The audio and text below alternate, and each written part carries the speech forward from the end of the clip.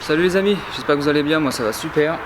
On se retrouve aujourd'hui pour une nouvelle vidéo sur la Twingo. La semaine dernière on a fait les freins arrière parce que y avait une super fuite sur un cylindre de frein. Aujourd'hui on va se retrouver pour l'électricité, c'est la première fois sur ma chaîne. Bon, l'électricité c'est pas une recharge de panne, hein, loin de là, mais c'est une maladie récurrente sur les Twingo, Clio, Scénic, toutes ces générations là de voitures, Clio 2, peut-être Clio 1, je sais pas. Scénic 1, Mégane, Renault quoi. Donc aujourd'hui on va voir, il y a un petit problème électrique sur la voiture. Quand on appuie sur les stops, ça fait sapin de Noël derrière. Quand on appuie sur les freins au tableau de bord, ça allume l'anti-brouillard. Les veilleuses à l'avant avec un clignotant qui reste en mode veilleuse US là, qui reste allumé. Et du coup nous on va essayer de résoudre ce problème qui est assez connu. Donc je pense que ça peut aider plus d'une personne. Donc ça va être une vidéo assez courte. Donc un petit tuto. Allez, c'est parti.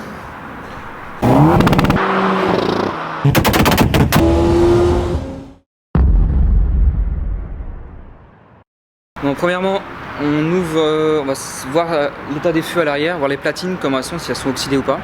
On va ouvrir le coffre. Moi, en l'occurrence, il était bloqué, j'ai dû changer la serrure de coffre. Je vous ai pas fait de vidéo là-dessus parce que ça pourrait inciter des gens à ouvrir des bagnoles, quoi.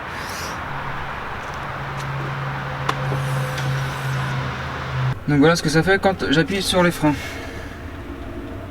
Voilà, vous voyez, il y a l'anti-brouillard qui s'allume. Voilà. Là, j'appuie plusieurs fois. Donc voilà ce que ça fait. Moi, j'ai pas de presse-pédale, mais j'ai une masse 5 kg. Ça va la mettre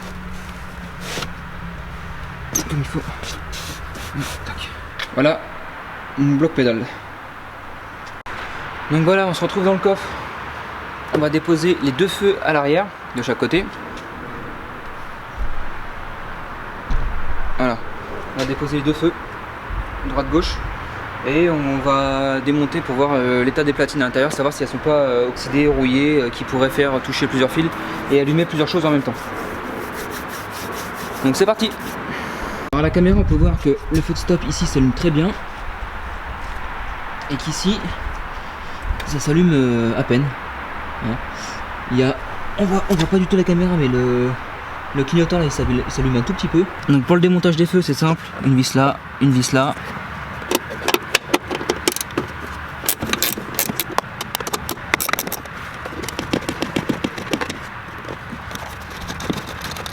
On fait pareil de l'autre côté.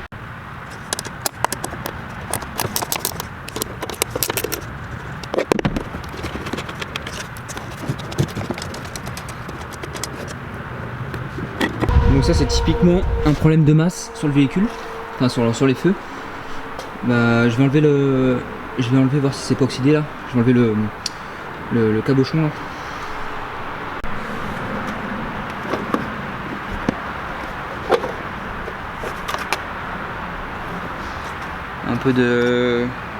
Un peu d'humidité qui est rentrée par là, un peu d'eau.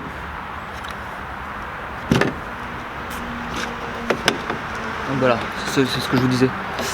Alors, de plus près, voilà, au milieu c'est censé être le clignotant. Voilà, là j'ai appuyé sur les freins, il s'allume un tout petit peu, très faiblement. Ça c'est un problème de masse. On va voir ça tout de suite. Et je pense que juste en rajoutant un fil, ça va résoudre le problème. Et l'ampoule en bas, elle va s'éclairer beaucoup plus fort. Donc là je vais juste rajouter un fil de masse de l'ampoule de stop à la carrosserie. Pour ça, je vais juste poncer une petite partie de la carrosserie pour que on puisse voir la tôle et faire toucher le fil.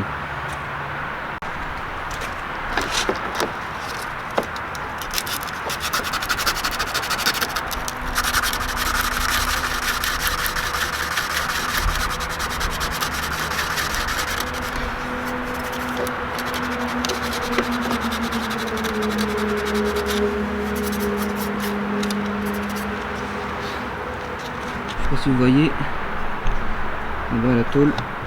Voilà, j'ai gratté un petit peu. Maintenant je vais mettre un fil du feu jusqu'à la carrosserie. Et normalement, j'espère en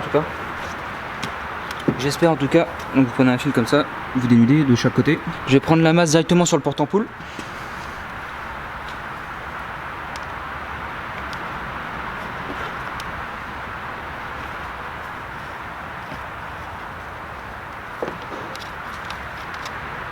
Donc je rajoute une masse, le clignotant s'éteint et le feu de stop est plus... il y a plus d'intensité sur le feu de stop. Voilà. Donc ce qu'on va faire, je vais vous faire voir tout de suite comment faire. Parce que je ne vais pas rester avec le doigt comme ça pendant que le conducteur roule avec la voiture, hein, ça serait bizarre quand même. Donc voilà, j'ai débranché le feu, on va tirer un peu dessus. Donc la masse sur ce feu là, c'est le vert et noir. Et comment savoir que c'est la masse, sans multimètre, sans rien. Dans le on va appeler ça le porte-ampoule. Voilà, vous avez cette partie là avec les quatre points noirs là. Et ben ça, c'est la masse. Et ce qui est au milieu, les languettes là, c'est le plus. Donc la masse, vous avez juste à le suivre. Vous remontez là, à ce niveau là dans le feu. Hop. Donc vous voyez le filament où est-ce qu'il va. Vous avez juste à retourner le feu, à voir où ça correspond. Puis après aller voir au niveau de la prise. Ensuite voir au niveau de la prise où est-ce que ça correspond. J'espère avoir été assez clair. Mais en tout cas, là, c'est le vert et noir. Alors ce qu'on va faire, c'est qu'on va dénuder, on va enlever le chatterton qui est autour. Et donc ce qu'on va faire, c'est que on va couper, on va couper le fil de masse qui est ici. On va venir le raccorder directement à la carrosserie. Je sais pas si j'ai été assez clair. En fait, cette partie-là, on va la prendre, on va la raccorder directement à la carrosserie, mais sur l'intérieur derrière. Là où c'est pris avec le feu, avec l'écrou là, on va tout faire prendre ensemble. Donc, le petit ponçage que j'ai fait ici, tac, bah, je l'ai fait en bas, enfin sur le trou d'en bas, mais à l'intérieur. Ici, je vais mettre un petit peu de convertisseur de rouille pour éviter que ça rouille avec l'eau, quoi. Qu'est-ce que je veux dire? Bah, je vous mets dans le coffre et je vais vous faire voir comment faire. Donc, on voit bien où j'ai gratté. Donc, je vais couper le fil de masse que je vais mettre à cet endroit-là.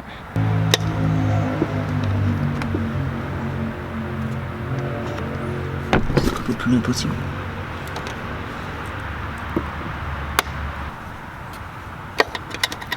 Et je viens dénuder le fil.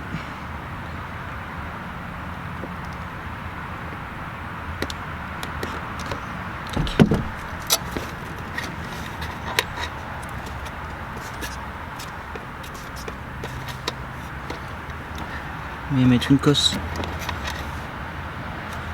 comme ça.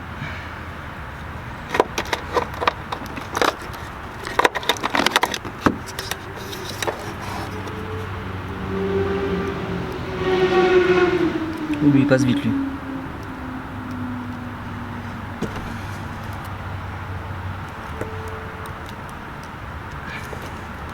Voilà, j'ai sorti la cosse. Ensuite, l'idée c'est ça, voilà.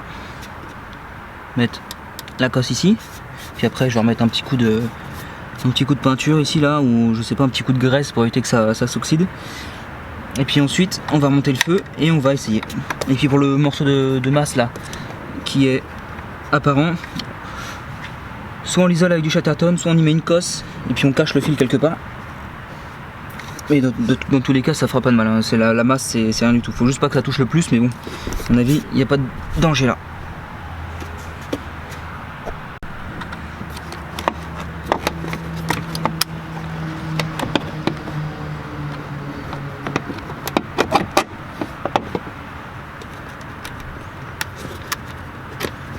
Tac.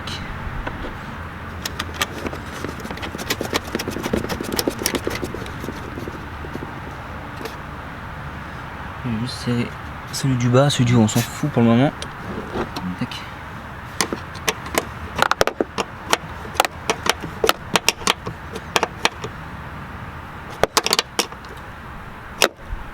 Voilà. Et on va maintenant voir le résultat. Du coup, on va mettre le contact. J'ai toujours mon presse-pédale de 5 kg là. Voilà, j'ai plus le voyant pour le moment. Voilà, ça marche. Ah merde, j'ai dû bouger le... Ah, ça fait plaisir. Là ça s'allume bien. Et là, ça s'allumait bien. Parce que la masse est tombée. Ah, ça marche les amis. Voilà, là ça s'allume bien, et stop. Là ça s'allume bien aussi. Est-ce qu'il y en a un troisième sur cette voiture? Non, pas de troisième faute stop sur la voiture, c'est trop cher. Une panne résolue. Alors ce qu'il faut faire, c'est qu'on va faire vous faites la même chose sur le feu d'à côté. Comme ça au moins vous n'êtes pas embêté. Moi c'est ce que je vais faire tout de suite, comme ça au moins on n'est plus embêté. Et voilà mes amis. J'ai mal au dos, j'étais penché sur la voiture là, ça me tire dans le dos. Bah, j'espère que cette vidéo vous aura aidé, hein, qu'elle vous ait plu. Bon bah ça c'est pas l'essentiel sur ce genre d'intervention, c'est essentiellement pour aider, des petites astuces comme ça. Cette technique là est valable pour toutes les voitures que vous pouvez suivre. J'en ai vu un nombre incalculable sur la route. Quand ils mettent le clignotant, qu'il y a tout qui s'allume à l'arrière, tac, ou que quand il appuie sur les stops, il y a les clignotants, ils font tac tac tac tac, ou bah, là comme là les anti-brouillards ou les veilleuses qui s'éteignent. Cherchez pas, il y a un problème de masse sur les feux arrière. Dans tous les cas, vous avez juste à faire cette opération là. Moi je sais que sur les 306, les 206 chez Peugeot, je sais que ça le fait. Moi j'avais une 306 qui commence à faire ça.